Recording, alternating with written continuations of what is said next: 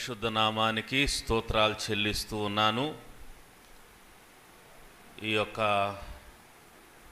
సమయంలో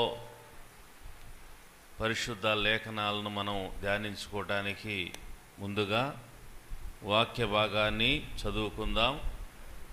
కీర్తనల గ్రంథము 42వ కీర్తన మొదటి 5 వచనాలను అందరము కలిసి చదువుకుందాం.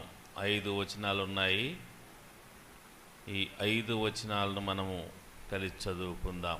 42వ కీర్తన 1 నుంచి 5 వచనాలు. దుప్పి నీటి వాగుల కొరకు ఆశపడునట్లు దేవా, నీ కొరకు నా ప్రాణము ఆశపడుచున్నది. నా ప్రాణము దేవుని కొరకు తృష్ణగొనుచున్నది, జీవము గల దేవుని కొరకు తృష్ణగొనుచున్నది. దేవుని సన్నిధికి నేను ఎప్పుడు వచ్చేదను, ఆయన సన్నిధిని ఎప్పుడు కనపడేదను. నీ దేవుడు ఏమాయనని వారు నిత్యము నాతో అనుచుండగా రాత్రింబగళ్ళు నా కన్నీళ్లు నాకు అన్నపానములాయను.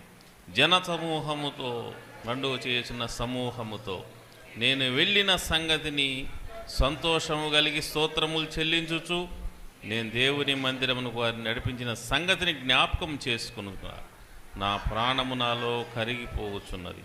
నా ప్రాణమా, నీవు ఏలా కృంగి ఉన్నావు, నాలో నీవేలా తొందరపడుచున్నావు. దేవుని యందు నిరీక్షణ ఉంచుము, ఆయనే నా రక్షణకర్తనియు నా దేవుడనియు చెప్పుకొనుచు ఇంకను నేను ఆయన స్తుతించెదను. దేవుడు తన వాక్యమును మన కొరకు దీవించునుగాక. ఆమేన్. ప్రార్థన చేసుకుందాం. ప్రేమ కలిగిన తండ్రి, పరిశుద్ధుడు అయిన దేవా, జీవాధిపతి, నీ పరిశుద్ధ గణనామానికి కోట్లాది స్తోత్రాలు చెల్లిస్తూ ఉన్నాం. ప్రభు దినమందు నీ ప్రజలమైనటువంటి మేమందరము కలుసుకొని మీ మందిరములో మిమ్మల్ని ఆరాధించే భాగ్యాన్ని ఇచ్చినందుకు స్తోత్రాలు. ఈ సమయంలో పరిశుద్ధ బలలో పాలు పొందబోయే ముందు కొన్ని మాటలు మీ లేఖనాల్లోంచి మాకు ప్రసాదించమని ప్రార్థన చేస్తున్నాం. వచ్చిన మీ ప్రజలందరినీ బట్టి మీకు వందనాలు చెల్లిస్తున్నాను. ఒక్కొక్కరి మీద మీ రక్త ప్రోక్షణ ఉంచి మీ హస్తాన్ని ఉంచి దీవించండి. ప్రత్యేకంగా మీ దాసులు రవెన్నను జ్ఞాపకం చేసుకోండి. మీ రక్త ప్రోక్షణ చేత నూతనపరచండి. మంచి బలమును, ఆరోగ్యమును, దీర్ఘాయుష్ని సేవకునికి దయచేయండి. ఆయనకున్న సమస్త అవసరములు తీర్చబట్టుకు సహాయం చేయండి. మిన్నకను దీవించండి. వారి బిడ్డలు జాషువా పాల్, జాన్ ఇజ్రాయెల్ కుటుంబాలని జ్ఞాపకం చేసుకొని కాపాడండి, ఆశీర్వదించండి. సంఘములో ఉన్నటువంటి సంఘ పెద్దలను, బాధ్యత గల సహోదరుల్ని, సంఘములో ఉన్న చిన్నలను, పెద్దలను అందరినీ కూడా జ్ఞాపకం చేసుకోండి, కాపాడండి, ఆశీర్వదించండి. ప్రభువా, ఆన్లైన్లో వాక్యం వింటున్న బిడ్డలను దీవించండి. సమయంలో నీ దాసుడు నిలవబడి ఉండగా నీ ప్రశస్తమైన అమూల్యమైన కలువరి రక్తం చేత మరోసారి నీ దాసుని నూతనపరచండి. నీ యొక్క గొప్ప పరిశుద్ధ ఆత్మతో అభిషేకించండి. పరసంబంధమైనటువంటి మీ యొక్క మాటలను అనుగ్రహించండి. వినగల చెవి, గ్రహించే హృదయం, లోపడే మనసు ప్రతి ఒక్కరికి ప్రసాదించండి. ఈ ఆలయాన్ని, నీ ప్రజల్ని నీ దాసు రక్త ప్రోక్షణ పరిశుద్ధపరిచి మీ యొక్క దయగలిగిన సన్నిధి మా మధ్యలో ఉంచి మీ ప్రత్యక్షత అనుగ్రహించి మీరు మాట్లాడి మీ ప్రజల్ని బలపరచమని, ఆశీర్వదించమని కోరుకుంటూ ప్రతి ఆటంకమును, అంధకార శక్తుల ప్రభావం యేసు నామములో కొట్టివేస్తుండగా నీ రక్త ప్రోక్షణ ఉంచి నీ సహాయం దయచేయమని కోరుకుంటూ మా ప్రభువు, మా రక్షకుడు, జీవాధిపతి యేసుక్రీస్తు దివ్యనామంలో స్తుతించి ప్రార్థించి వేడుకుంటున్నాము తండ్రి. ఆమేన్. ఈ యొక్క ప్రభు దినమందు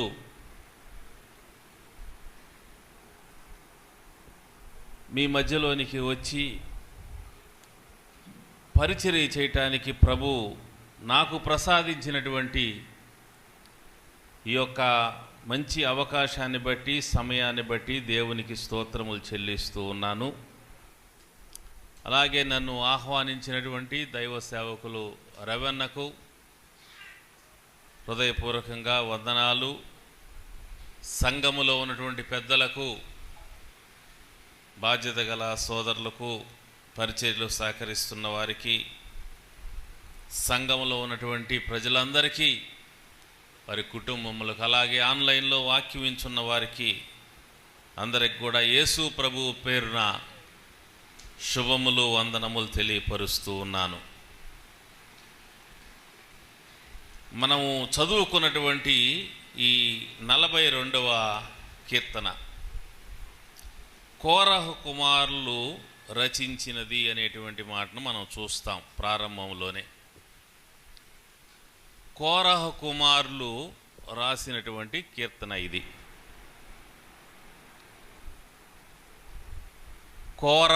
కోరహు ఏ వంశానికి చెందినవాడు? లేవీయుడు. ఆయన తన జీవితంలో గొప్ప తప్పు చేశాడు. అదేంటంటే దేవుడు నియమించినటువంటి ఆయన సేవకుడైన మోషే, అహరోనులకు విరోధంగా తిరుగుబాటు చేశాడు. ఆ హేతువు చేత కోరహు, ఆయన సపోర్ట్ చేసిన వారందరూ కూడా ఒక వింతైన విధానంలో భూమి నెరవిడిచి వాళ్ళని మింగివేయటం ద్వారా వాళ్ళు చనిపోవటం జరిగింది. అయితే విచిత్రమైన విషయం ఏంటంటే కోరహు కుమారులు చనిపోలా. కోరహు కుమారులు వారు చనిపోలా. ఎందుకు చనిపోలేదంటే వాళ్ళ నాన్న చేసినటువంటి ఆ తిరుగుబాటులో వారు ఏకీభవించక వారు దూరంగా ఉన్నారు. ఆ హేతువు చేత వారు చనిపోలేదు. ఈ విషయాన్ని మనము సంఖ్యాకాండములో 26వ అధ్యాయము 11వ వాక్యంలో మనం చూస్తాం. అయితే కోరహు కుమారులు చావలేదు అనే మాట మనం అక్కడ చూస్తాం. చావలేదు. సో వారు తప్పించబడ్డారు. ఆ తర్వాత వారి యొక్క తర్వాత తరాలన్నీ కూడా కొనసాగుతూ వచ్చాయి.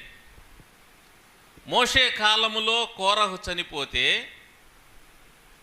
ఆ కుమారులు తండ్రి యొక్క దుర్మార్గంతో ఏకీభవించక దేవుడి పక్షంగా నిలబడిన హేతువు చేత వారు తప్పించబడి బ్రతికారు. వారి వంశాలన్నీ కూడా ఆశీర్వదించబడ్డాయి. ఆశీర్వదింపబడుతూ అలా కొనసాగుతూ ఉన్నప్పుడు యెహోషువ కాలం వచ్చింది, న్యాయాధిపతుల కాలం వచ్చింది, ఆ తర్వాత రాజుల కాలం వచ్చింది. సో ఈ రాజుల కాలంలో మొదటి రాజు సౌలు, ఇశ్రాయేలుకి రెండవ రాజు దావీదు. వీరిద్దరిని కూడా ఎవరు అభిషేకించారు? సమూయేలు. సమూయేలు ఎవరంటే కోరహు కుటుంబానికి చెందిన వ్యక్తి, లేవీయుడు. కోరహు యొక్క ఆ కుమారులు, 3 కుమారులు ఉన్నారు. వారి గురించి మనము నిర్గమకాండం 6వ అధ్యాయంలో చూస్తాం. 3 కుమారుల పేర్లు కూడా ఒకసారి చూస్తే మీకు ఇన్ఫర్మేషన్కి బాగుంటుంది, చూసుకోండి. 6వ అధ్యాయము నిర్గమకాండము 24వ వచనం. కోరహు కుమారులు అస్సీరు, ఎల్కానా, అబియాసాపు.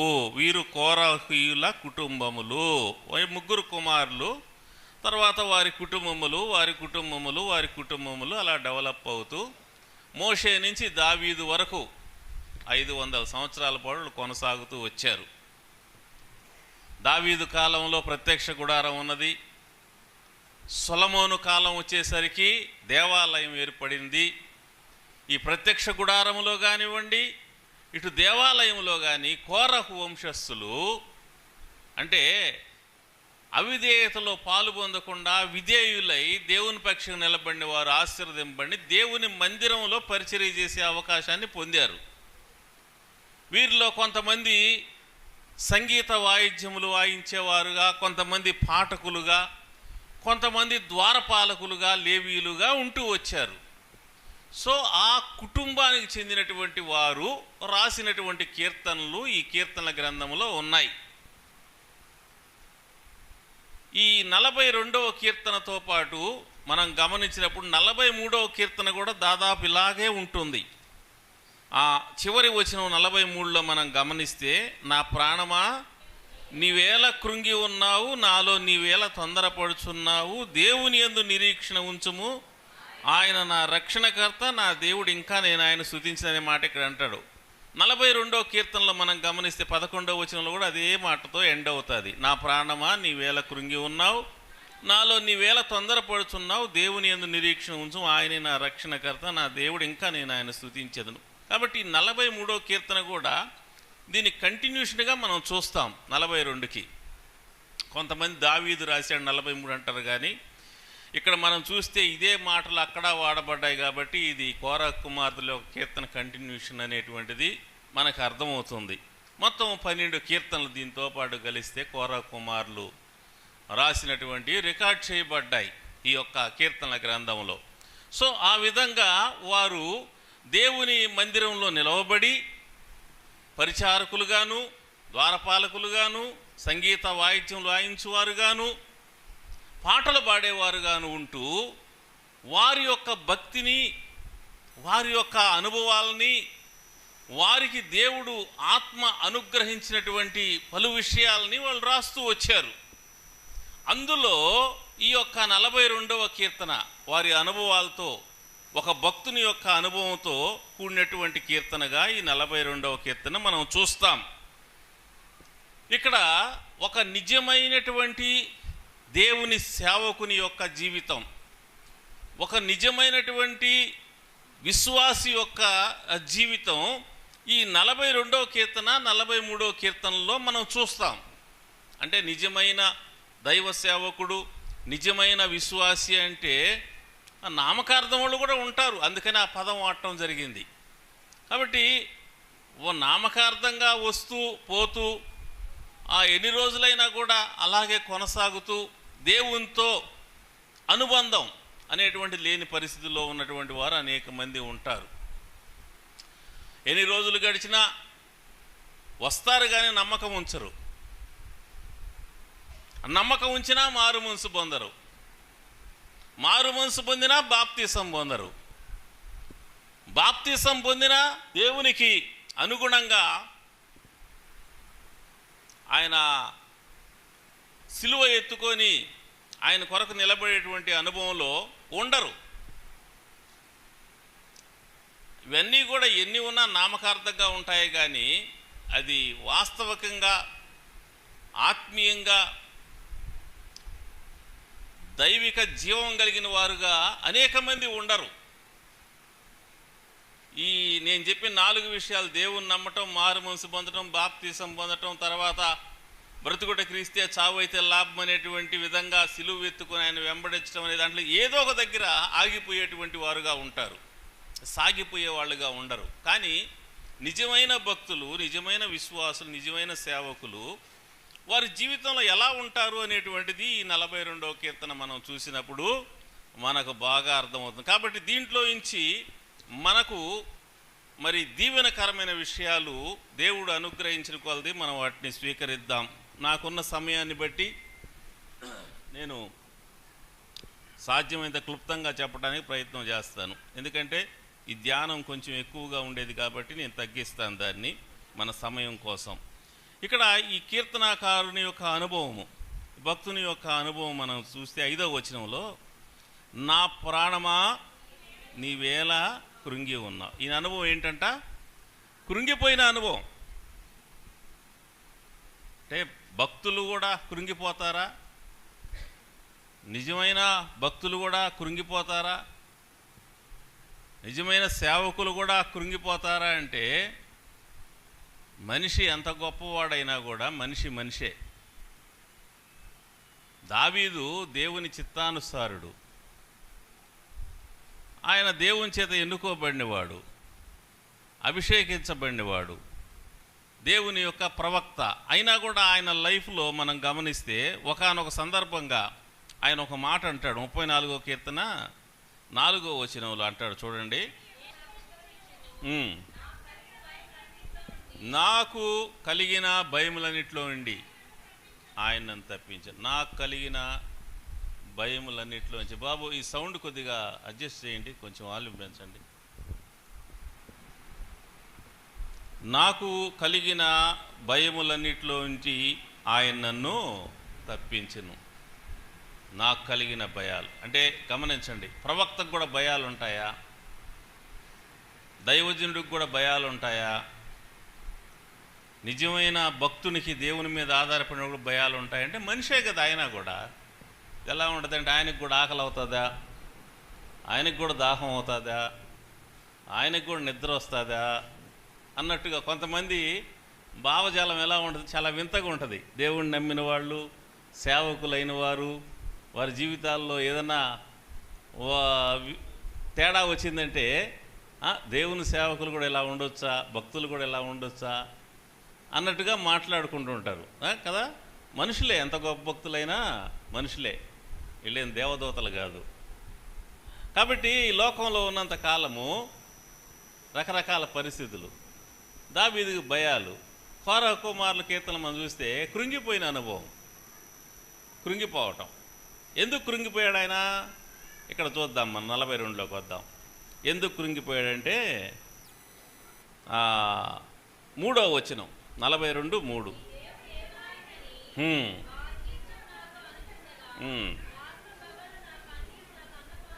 రైట్. నీ దేవుడు ఏమాయనని వారు నిత్యం, ప్రతిరోజు ఇదే మాట అంట. వీళ్ళకి ఇంకా ఇదే పనిలాగా ఉంది బహుశా. నిత్యం అంటూ ఉన్నారంట. ఏమని? నీ దేవుడు ఏమయ్యాడు, నీ దేవుడు ఏమాయను అని వారు నిత్యము నాతో అంటూ ఉంటే రాత్రింబగళ్ళు నా కన్నీళ్లు నాకు అన్నపానములాయను. రాత్రింబగళ్ళు ఏడుస్తూ ఉన్నాడు. ఎందుకు ఏడుస్తున్నాడు? జనాలనే మాటలు. ఈ మాటలు ఎలాంటివి అంటే ఒక్కొక్కసారి 10వ వచనంలోకి వెళ్దాం. ఒకసారి 42వ కీర్తన 10వ వచనం. నీ దేవుడు ఏమాయనని నిత్యం అడుగుతున్నారు, దినమెల్లా అడుగుతున్నారు. అంటే రోజంతా అడుగుతున్నారు, రోజంతా. రెండో మాట ఏంటి? ప్రతిరోజు అడుగుతున్నారు, నిత్యము అడుగుతున్నారు, నిత్యములో కూడా ప్రతిదినం అడుగుతున్నారు, దినమెల్లా అడుగుతూ ఉన్నారు. సరే, అడుగుతూ ఇంకొక మాట కూడా అక్కడ అంటాడు, వారు తమ దూషణల చేత నా ఎముకలు విరుచున్నారు. దూషణల చేత ఎముకలు ఇరుస్తున్నారంట. అంటే ఇది బాధ. భక్తుని యొక్క బాధ ఏంటి? ఇది. శత్రువులు, విరోధులు ఎగతాళి చేస్తున్నారు,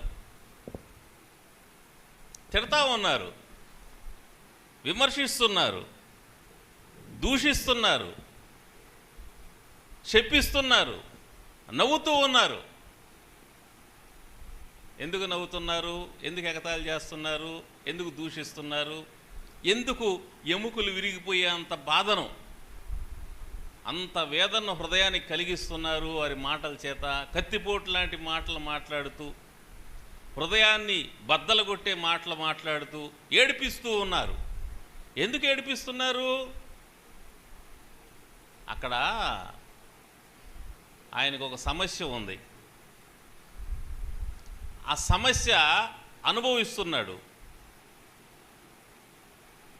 రోజులు గడుస్తున్నాయి, నెలలు గడుస్తున్నాయి, అయినా సమస్య పరిష్కారం కావటంలే.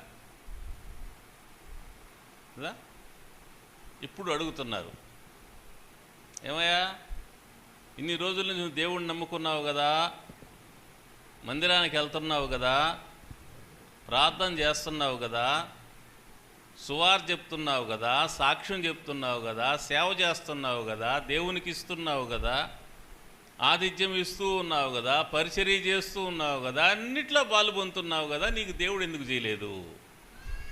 నీకు ఇలాంటిది వచ్చినప్పుడు ఎప్పుడు అడుగుతారా మాట? దేవుడు అద్భుతాలు చేస్తే అడుగుతారా? ఏమీ చేయకుండా మౌనంగా ఉంటే అడుగుతారా ప్రజలు? ఏం చేయకుండా ఉన్నప్పుడు అడుగుతారు. మనం ఫెయిల్ అయిపోయినప్పుడు అడుగుతారు, మీరు ఎందుకు ఫెయిల్ అయిపోయారు, మీ అబ్బాయి ఎందుకు ఫెయిల్ అయ్యాడు, మీ అమ్మాయి ఎందుకు ఫెయిల్ అయింది, మీరు చర్చికి వెళ్తుంటారు, యేసుప్రభుని నమ్ముకుంటే, మా దేవుడు జీవము గల దేవుడు అని చెప్తా ఉంటే ఎందుకు ఫెయిల్ అయిపోయాడు మీ అబ్బాయి, మీ అమ్మాయి ఎందుకు ఫెయిల్ అయిపోయింది. కోర్టులో కేసు వేసాం, కేసు మనకు అనుకూలంగా వస్తుంది అనుకున్నాం, అంతా న్యాయంగానే ఉంది, కానీ ఫెయిల్ అయిపోయింది, రాలా మనకు అనుకూలంగా. అప్పుడు జనాలు అడుగుతారు, మీరు దేవుణ్ణి నమ్ముకుంటే, చర్చికి వెళ్తుంటే, ప్రార్థన చేస్తూ ఉంటే, మీ దేవుడు ఏమైపోయాడు? ఈ మాట అప్పుడు వస్తుంది జనాల నోట్లో నుంచి, విరోధుల నోట్లో నుంచి, ఎగతాళి చేసే వాళ్ళ నోట్లో నుంచి. ఎప్పుడు వస్తుంది? మనం ఫెయిల్ అయిపోయినప్పుడు. మ్యారేజ్ చేసుకున్నారు, బ్రహ్మాండంగా చేశారు ప్రభు మందిరంలో, లేకుంటే ప్రభు సన్నిధిలో, కొద్ది రోజులకే ఫెయిల్ అయిపోయింది మ్యారేజ్. అప్పుడు అడుగుతారు, ఎందుకు ఫెయిల్ అయింది, మీ దేవుడు ఏమైపోయాడు? మీరు దేవుణ్ణి నమ్ముకొని ఉంటే, ప్రార్థన చేస్తూ ఉంటే, చర్చికి వెళ్తూ ఉంటే, మీ దేవుడు ఏమైపోయాడు? ఎందుకు ఫెయిల్ అయిపోయింది? నష్టం వచ్చింది, మన ఇంట్లో దొంగలు పడ్డారు, ఆ ఉన్న ఎత్తుకొని పోయారు, బంగారము, వెండి, డబ్బులు, లేకుంటే సామాను, బైకో, ఏదో ఒకటి తీసుకుపోయారు, ఎంత ప్రయత్నం చేసినా దొరకలేదు. అప్పుడు అడుగుతారు ప్రజలు. ప్రజలు కాదు అడిగేది, ఎవరు? శత్రువు. ఎవరాడు? అపవాది. శత్రువులు ఎవరు? అపవాది దూతలు.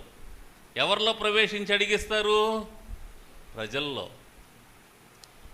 మన కుటుంబ సభ్యులు అవ్వచ్చు వాళ్ళు, మన ఇరుగు పొరుగు వారు అవ్వచ్చు వాళ్ళు, మన ఆఫీసులో వాళ్ళు అవ్వచ్చు, మనం పనిచేస్తున్న వాళ్ళ దగ్గర అవ్వచ్చు, ఎక్కడైనా కావచ్చు. కానీ ఈ ప్రజల్లో ప్రవేశించి ప్రజల మాటల చేత ఆ ఎముకల్ని విరిచేస్తారు, హృదయాన్ని బద్దలు కొట్టేస్తారు, దుఃఖాన్ని కలిగిస్తారు. ఒక యాక్సిడెంట్ అయింది, దేవుణ్ణి నమ్ముకున్నావు కదా, సేవ చేస్తున్నావు కదా, భక్తిగా ఉన్నావు కదా, ఎందుకు యాక్సిడెంట్ అయింది? మీ దేవుడు ఏమైపోయాడు? కాపాడలా నిన్ను? ఒక అవసరం అయింది, అవసరం వచ్చి ఒక దగ్గరికి పోయాం, పోయినప్పుడు అవతల వాడు దేవుడికి విరోధి అనుకోండి, వాడు అడుగుతాడు, డబ్బులు ఇస్తా. ఏమయ్యా నువ్వు దేవుడిని నమ్ముకొని ఉంటివే, మా దేవుడు నిజమైన దేవుడు, సజీవుడు దేవుడు అంటుంటివే, నువ్వు ఈరోజు నా దగ్గరికి అప్పు వచ్చావే, నీ దేవుడు ఏం సహాయం చేయలే నీకు, నన్ను అడుగుతున్నావు అంటాడు. వాడు కాదు అడిగేది, వాడు వెనక ఉండి శత్రువు అడుగుతాడు, ఎగతాళి చేస్తాడు. సో ఇది అనుభవం. నీ దేవుడు ఏమాయను అనేటువంటి మాట ఎప్పుడు వస్తుందంటే, ఇలాంటి పరిస్థితులు వచ్చినప్పుడు, ఫెయిల్యూర్స్ వచ్చినప్పుడు, ప్రమాదాలు జరిగినప్పుడు, శ్రమలు వచ్చినప్పుడు, మన జీవితాల్లో ఇలాంటి విపత్కరమైనటువంటి ఇబ్బందికర పరిస్థితులు వచ్చినప్పుడు దేవుడు సహాయం చేయకుండా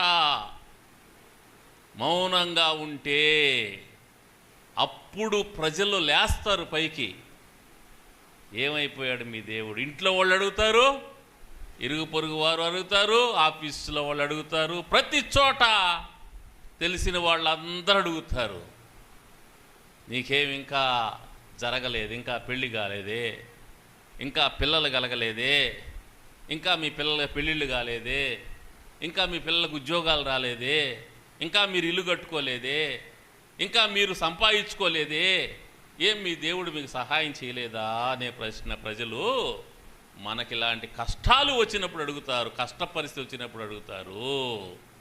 గమనించండి,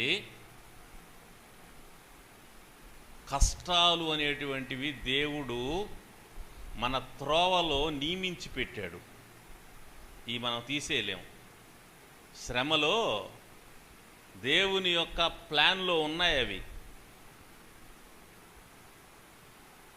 ఇది అవతల వాళ్ళకి తెలియదు, జనాలకి. మనం తెలుసుకొని ఉండాలి. ఇలాంటి పరిస్థితులు వచ్చినప్పుడు దేవుడు సహాయం చేయనప్పుడు, శ్రమల గుండా పోవలసి వచ్చినప్పుడు, ఒక ప్రమాదం గుండా పోవాల్సి వచ్చినప్పుడు, ఒక పేదరికం గుండా పోవాల్సి వచ్చినప్పుడు, ఒక అపజయం గుండా పోవాల్సి వచ్చినప్పుడు, ఒక శోధన గుండా పోవాల్సి వచ్చినప్పుడు, ప్రజలు మన మీదకి లేచి మనల్ని ఎగతాళి చేస్తూ, నవ్వుతూ, విమర్శిస్తూ, దూషిస్తూ, దుఃఖపరుస్తూ ఉన్నప్పుడు మనం ఎలా ఉన్నాము అనేటువంటిది మన యొక్క భవిష్యత్తు నిర్ణయిస్తుంది. గమనించండి, శ్రమలనేవి మన త్రోవలో దేవుడు నియమించి పెట్టాడు. మనం దారిలో పోతూ ఉంటే కొంతకాలం పచ్చగా ఆశీర్వాదకరమైన పరిస్థితులు ఉంటాయి. అది దాటి ముందుకు పోగానే ఏముంది, ఇప్పుడు దాకా నేను చెప్పిన పరిస్థితులు వస్తాయి. అవి నియమించి పెట్టాడు దేవుడు. వాటి గుండానే అవతలకు పోవాలి మనం. అది కాకుండా వేరే మార్గం లేదు. కానాను పోవాలంటే ఎర్ర సముద్రంలో నుంచే పోవాలా, యోర్దాన్లో నుంచే పోవాలా, ఎరికో నుంచే పోవాలా. ఈ ఆటంకాలన్నీ వాటి మధ్యలో నుంచే మనం ప్రయాణం దేవుడు పెట్టిన దారిలో అవి ఉన్నాయి, శ్రమలు ఉంటున్నాయి. అందుకనే పౌలు గారు అంటాడు తన జీవితంలో, తన సేవా జీవితంలో కొలస్సీ పత్రికలో ఒక మాట రాస్తాడు ఆయన. 1వ అధ్యాయము 24వ వచనం. కొలస్సీ 1:24 చదువుదాం. ఇప్పుడు మీ కొరకు నేను అనుభవించుచున్న శ్రమల యందు సంతోషించుచు సంఘము అను ఆయన శరీరము కొరకు క్రీస్తు పడిన పాట్లలో, క్రీస్తు పడిన శ్రమల్లో కొదువైన వాటి యందు నా వంతు నా శరీరమందు సంపూర్ణం చేయుచున్నాను. ఏంటంట? నా వంతు, నా భాగం ఉంది శ్రమల్లో, నా భాగం అనేది ఉంది. సో ఈ భాగాన్ని నేను పూర్తి చేస్తున్నాను. అంటే ఇక్కడ కొంతమందికి డౌట్ వస్తుంది, ఏంటది? సంఘము అను ఆయన శరీరం కొరకు క్రీస్తు పడిన పాటల్లో కొదువైన వాటిని నేను సంపూర్ణం చేస్తున్నాను అంటే యేసు ప్రభు కొన్ని వదిలిపెట్టిపోయాడేమో, వాటిని మనం పూర్తి చేయాలేమో అనేటువంటి ఆలోచనలు ఉంటారు. మన పాపాల క్షమాపణ కొరకు యేసు ప్రభు పూర్తి స్థాయిలో ఆయన వెల చెల్లించాడు, ఆయన రక్తాన్ని ఇచ్చాడు, ఆయన ప్రాణాన్ని పెట్టాడు. పాప పరిహారం కోసం పౌలు చేసేది ఏమి లేదు, నువ్వు చేసేది అని నేను చేసేది లేదు. ఒక వ్యక్తి పాపాలు క్షమించబడాలి అంటే యేసు ప్రభు శిలువ, ఆయన యొక్క మరణము, అవి రెండిటి ద్వారానే మనిషి యొక్క పాపాలకు పరిహారం కలుగుతుంది. మనం పాపాలకు పరిహారం చేయలేము, యేసు ప్రభు చేశాడు. పునరుద్ధరణై పరలోకానికి వెళ్ళి సేవకుల్ని పంపిస్తూ ఉన్నాడు. సేవకులు వంతేంటి? వీళ్ళు పాప పరిహారం చేసే పని కాదు వీళ్ళది. ఏం పని? సువార్త ప్రకటించే పని, సాక్ష్యం చెప్పే పని, ఆత్మలను రక్షించే పని, బాప్తిసం ఇచ్చే పని, సంఘాన్ని కట్టే పని. ఈ పని చేస్తున్నప్పుడు శ్రమలు వస్తాయి. సంఘం అనే దాన్ని ఏర్పాటు చేయటంలో సేవకుని యొక్క రోల్ ఉంటుంది. ఎందుకంటే సేవకుడు అనేటువంటి వ్యక్తి దేవునికి జత పనివాడై ఉన్నాడు. ప్రభువు సంఘం కోసం పరిహారాన్ని పూర్తి చేసి క్షమాపణ సిద్ధపరిస్తే సేవకులు వెళ్ళి ఆ పరిహారం గురించి, క్షమాపణ గురించి ప్రజలకు చెప్పాలి. చెప్పినప్పుడు ఏం జరుగుతుంది? పూలమాలలే సన్మానం చేసే సందర్భాలు కొన్ని ఉంటాయి. కొన్ని సందర్భాలు ఎలా ఉంటాయంటే చూడండి, కొరింథీ 2వ పత్రిక 11వ అధ్యాయము 23వ వచనం, 24 వచనాలు చదువుకుందాం.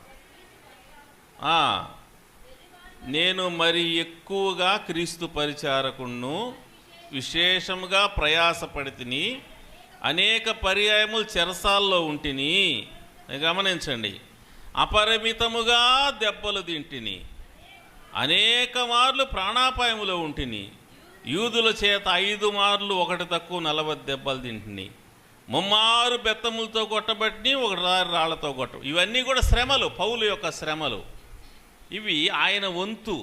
ఇవి కూడా తప్పించలేరు, దేవుడు కూడా తప్పించడు వాటిని. అనుభవిస్తావా వెళ్ళిపోతావా అనే విధంగా ఉంటుంది పరిస్థితి ఒక్కొక్కసారి. దేవుడే నియమించాడు వాటిని. ప్రకృతిలో పగలు రాత్రి దేవుడు నియమించాడు, చీకటి వెలుగు దేవుడు నియమించాడు. అలాగే కనాను దేశంలో కొండలు లోయలు దేవుడు నియమించాడు. మన జీవితంలో కూడా ఆశీర్వాదాలు శ్రమలు రెండూ కూడా దేవుడు నియమించి పెట్టాడు. కాబట్టి మనము వీటిని తప్పించుకోలేము. తప్పకుండా వాటి ద్వారా మనం పోవాల్సినటువంటి వారమై ఉంటున్నాం. అందుకనే ఒక మాట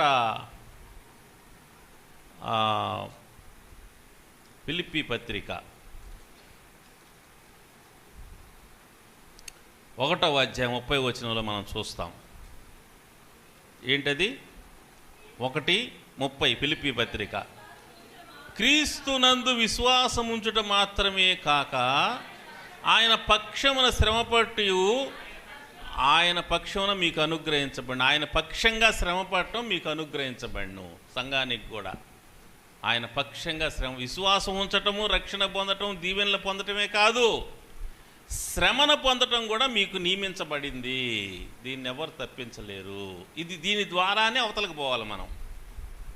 ఇప్పుడు మనం రోడ్లోకి వెళ్ళాలంటే ఇదిగో ఇక్కడ గేట్ దగ్గరికి పోవాలంటే ఈ దారిని పోవాలా, అయితే ఆ దారిని అదే తప్పితే ఇంకో దారి లేదు గేట్ దగ్గరికి పోవటం. అలాగా మనము దేవుని యొక్క బ్లెస్సింగ్స్లో ఎంటర్ కావాలి అంటే, సిద్ధపరిచిన వాటిలో ఎంటర్ కావాలి అంటే మనం ఆ శ్రమల దారిలో ముందు పోవాల్సిన వారంగా ఉంటున్నాము. కాబట్టి ఇలాంటి పరిస్థితి వచ్చినప్పుడు ఏమవుతుంది అంటే ప్రజలు అర్థంగా అడుగుతారు. అడిగినప్పుడు మనము కృంగిపోయే వాళ్ళంగా ఉండకూడదు. కృంగిపోకుండా ఉన్నాం. ఇందాక చెప్పాను భయాలు కలిగాయని. భయాలు కలుగుతాయి, కృంగుదల. కానీ అలాగనే ఉండిపోకూడదు. ఆ కృంగుదలలోనే ఉండిపోకూడదు. ఒక నిజమైన భక్తుడు ఎలా ఉంటాడో ఈ యొక్క 42వ కీర్తనలో మనం చూస్తాం. ఆయన ఎలా ఉన్నాడంట, అలాంటి కృంగిపోయిన పరిస్థితులు వచ్చినప్పుడు మనము ఈ 42వ కీర్తనలో చూస్తాం. చివరి వచనంలోకి వెళ్దాం. చివరి వచనం,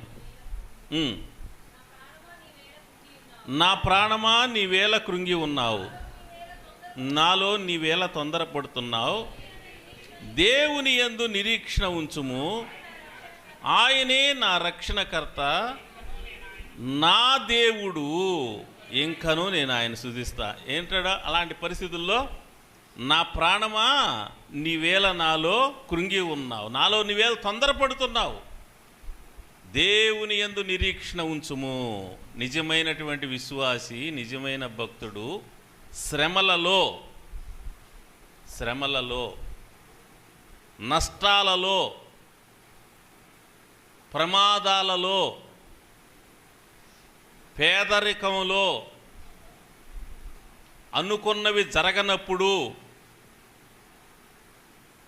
మన జీవితాల్లో కొన్ని రకాల ఫెయిల్యూర్స్ ఎదుర్కోవాల్సి వచ్చినప్పుడు ఏం చేయాలి అంటే దేవునితో నిలబడాలి. ఆయనే నా దేవుడు,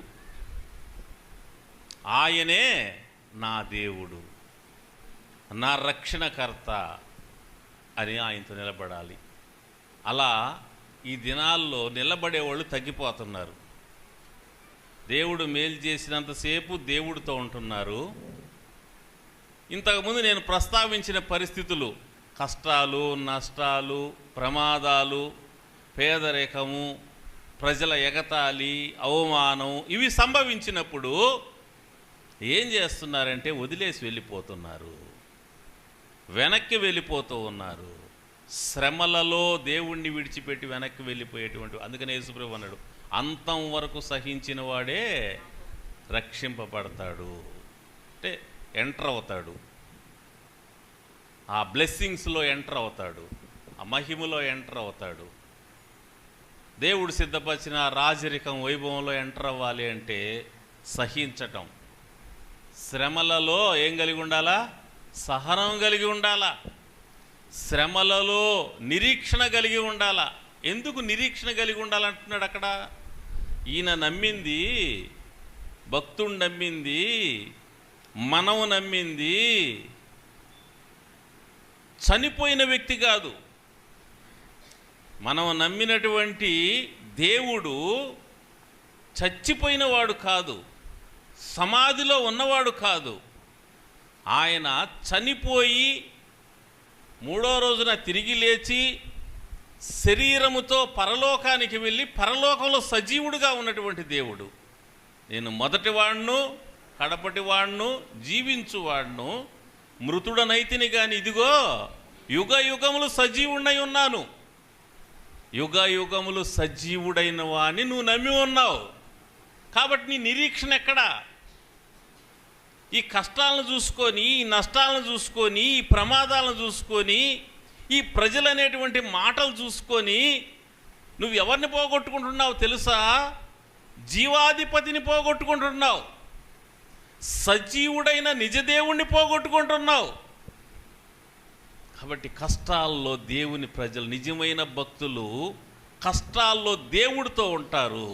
ఈయనకి ఎన్ని కష్టాలు వచ్చినా, ఎన్ని శ్రమలు వచ్చినా, ఎన్ని అవమానాలు వచ్చినా, ఎన్ని ఎగతాళిలు వచ్చినా, ప్రజలు ఎంతగా ఆయన దూషించినా, ఎంత బాధాకరమైన అనుభవంలోకి ఆయన పోయినా కూడా ఆయన దేవుడితో నిలబడుతున్నాడు. ఆయనే నా దేవుడు, నా రక్షణకర్త అని దేవుడితో నిలబడుతున్నాడు. ప్రియమైన వాళ్ళారా, ఈ యొక్క మధ్యాహ్న సమయంలో మన జీవితాలను మనం పరీక్షించుకోవాలి. మనం దేవునితో నిలబడే వాళ్ళంగా ఉన్నామా? దేవుణ్ణి నిలబడినట్టు కనపడుతూ అంతరంగంలో దేవునికి వేరైపోయిన వారంగా ఉన్నామా? మనుషులేమి ఇక్కడే ఉన్నారు, మందిరంలోనే. అయితే అంతరంగంలో దేవునితో కనెక్ట్ అయిన వారుగా ఉన్నారా? ఆత్మలో దేవునితో కనెక్ట్ అయిన వారుగా ఉన్నారా? లేకుంటే మనిషి శరీరం మాత్రం ఇక్కడ ఉంటూ మీ యొక్క ఆత్మ దేవుని నుంచి కనెక్షన్ కట్ అయిపోయిన పరిస్థితుల్లో మీరు ఉంటున్నారా? బ్రతికున్నామని పేరుంది కానీ ఏంటంట, మృతుడవే.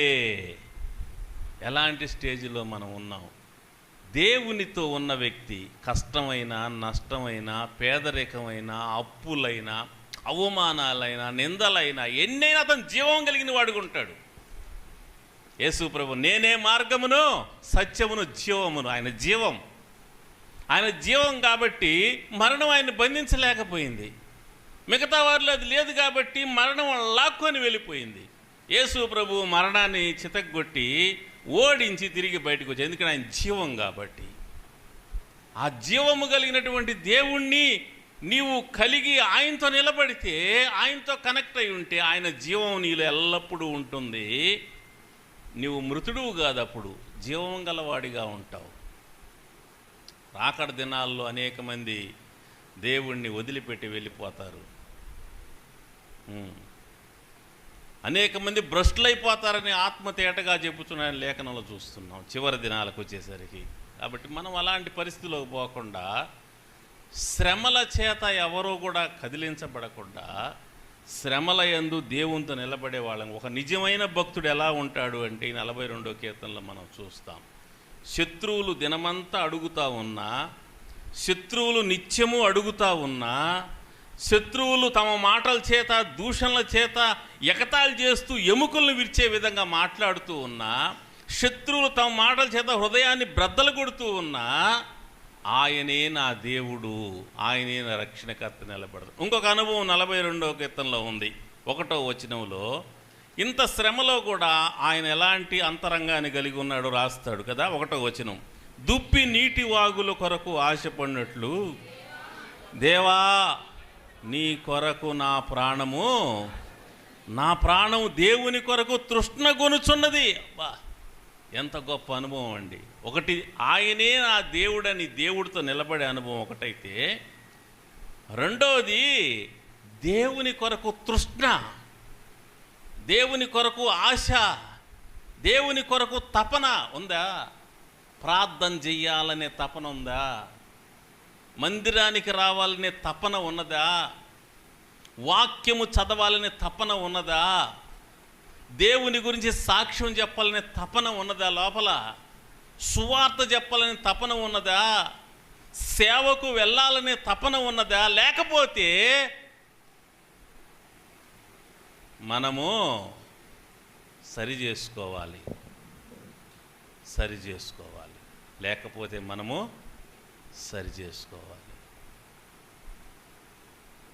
మనలో ఈ తృష్ణ అనేది పుట్టే విధంగా ప్రార్థన చేయాల. దేవా, శ్రమలలో దేవుని కొరకు తృష్ణ కొనటం.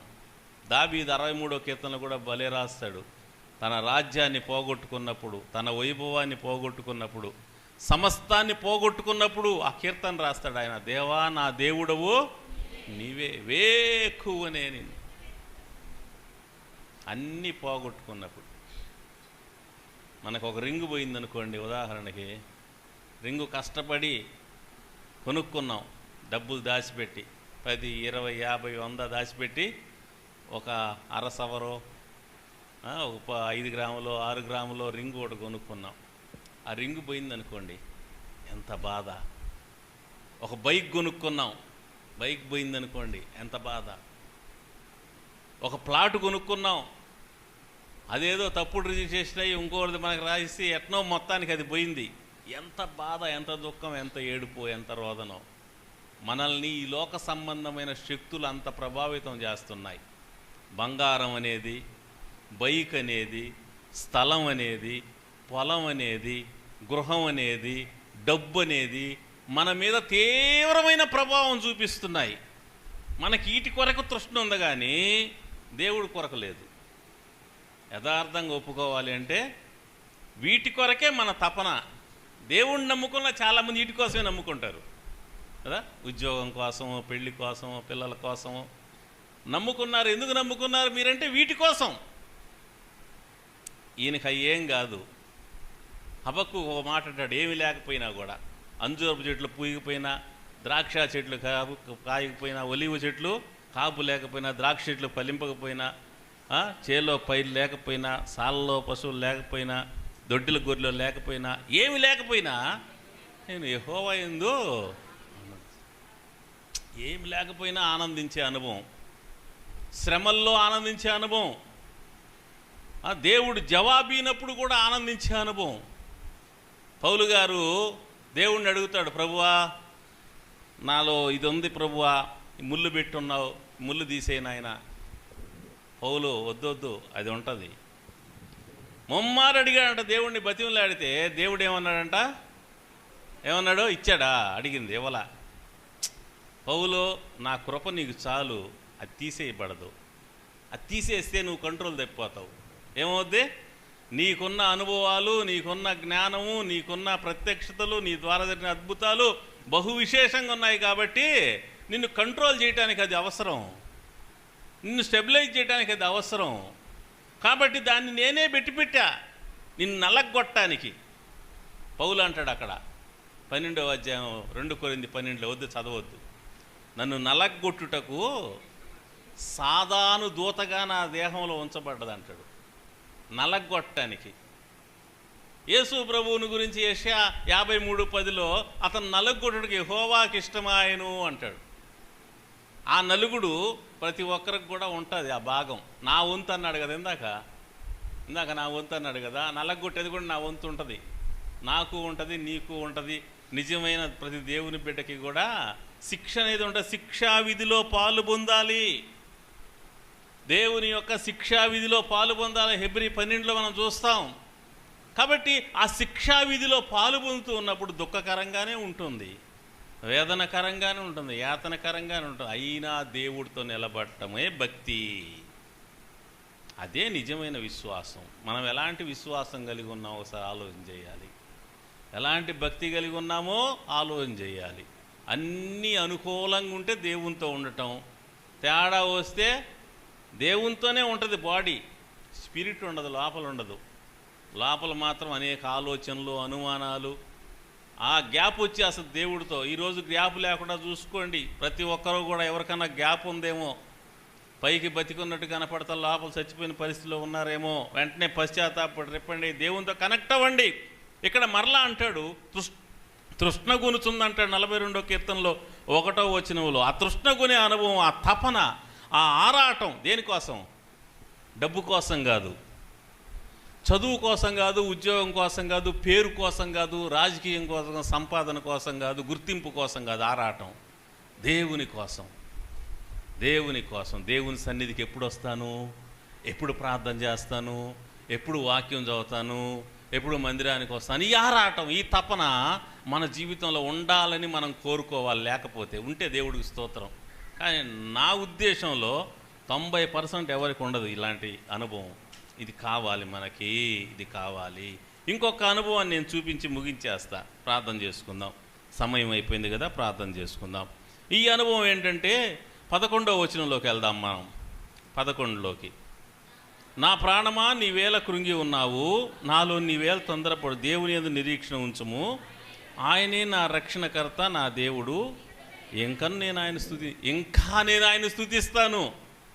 ఇంకను నేను ఆయన స్తుతిస్తానంటే ఇంకా నేను స్తుతిస్తాను. అది అంటే కష్టాలు వచ్చినప్పుడు, పేదరికం వచ్చినప్పుడు, శ్రమలు వచ్చినప్పుడు, ప్రమాదాలు వచ్చినప్పుడు, నిందలు వచ్చినప్పుడు, అవమానాలు వచ్చినప్పుడు ఈయన అనుభవం ఏంది? నిజమైన భక్తుని యొక్క అనుభవం. నేను వీటిని పట్టించుకోను, ఇంకా దేవుణ్ణి స్తుతిస్తా, ఇంకా దేవుణ్ణి ఆరాధిస్తా, ఇంకా దేవుణ్ణి కీర్తిస్తా. దావీదు అన్నీ పోగొట్టుకున్నప్పుడు 63వ కీర్తనలు అదే చేస్తాడు. దేవా నా దేవుడు అని కీర్తిస్తూ, రాత్రి వేళ నా మంచం మీద నేను పండుకొని నిన్ను జ్ఞాపకం చేసుకున్నప్పుడు కొవ్వు మెదడు దొరికిన నా ప్రాణము తృప్తి పొందుతున్నది, ఉత్సహించు పెదవులతో నా నోరు నిన్ను గురించి గానం చేయుచున్నది, కాగా నా జీవితకాలం అంతా నేను ఇలాగ నిన్ను స్తుతించెదను అంటాడు 63వ కీర్తనలో. నా జీవితకాలం అంతా ఎప్పుడు అన్నాడు తెలుసా మాట? అన్నీ పోగొట్టుకున్నప్పుడు, ఉన్నప్పుడు కాదు, అన్నీ పోగొట్టుకున్నప్పుడు. రాజ్యం పోయింది, రాజభవనం పోయింది, అధికారం పోయింది, వెండి పోయింది, బంగారం పోయింది, సేవకులు పోయారు, సదుపాయాలు పోయినాయి, చక్కని భోజనాలు పోయినాయి, అన్ని ఫెసిలిటీస్ని పోగొట్టి యోధా అరణ్యంలోకి వెళ్ళిపోయిన సమయంలో ఆయన అనుభవం అది. అరణ్యంలో ఎవరు లేని పరిస్థితుల్లో దేవుణ్ణి స్తుతించే అనుభవంలో దావీదు ఉంటున్నాడు. ఒక నిజమైన విశ్వాసి, ఒక నిజమైన సేవకుడు, ఒక నిజమైన భక్తుడు తన జీవితంలో ఇహలోక సంబంధమైనటువంటి శ్రమలను చూసి ఆగిపోయేవాడుగా ఉండడు. ఇహలోక సంబంధమైనటువంటి ప్రమాదాలు చూసి ఆగిపోయేవాడుగా ఉండడు. ఇహలోక సంబంధమైన నష్టాలను చూసి ఆగిపోయేటువంటి వాడుగా ఉండడు. ఇహలోక సంబంధమైన అవమానాలు చూసి ఆగిపోయేవాడుగా ఉండడు. అతడు పౌలులాగా పరిగెత్తేవాడుగా ఉంటాడు. ఈ రోజున నీవు పరిగెత్తే వ్యక్తిగా ఉన్నావా, ఆగిపోయిన వ్యక్తిగా ఉన్నావా, లేక వెనక్కి వెళ్ళిపోయిన వ్యక్తిగా ఉన్నావా? ఎలాంటి వ్యక్తిగా ఉన్నావు అనేది ఒకసారి ఆలోచన చేసుకో. బలలో పాలు పొందబోయే ముందు ఒకసారి మన జీవితాలు మనం పరీక్షించుకుందాం, పరిశీలించుకుందాం. శ్రమలు రాగానే చాలామంది ఏమవుతారు తెలుసా? ఒక మాట చదివి ప్రార్థన చేద్దాం. 2 తిమోతి 4వ అధ్యాయం, 2 తిమోతి 4వ అధ్యాయం 10వ వచనం. 4:10 చదవండి.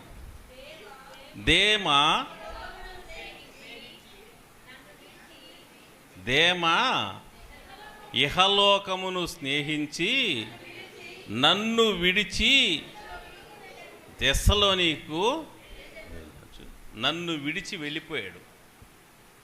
దేమా ఇహలోకాన్ని ప్రేమించి నన్ను విడిచి తెస్సలోనికకు. ఎందుకు?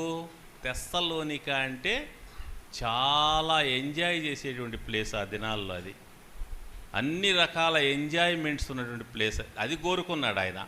శ్రమలలో బాగున్నంతసేపు పౌలుతోటే ఉన్నాడు.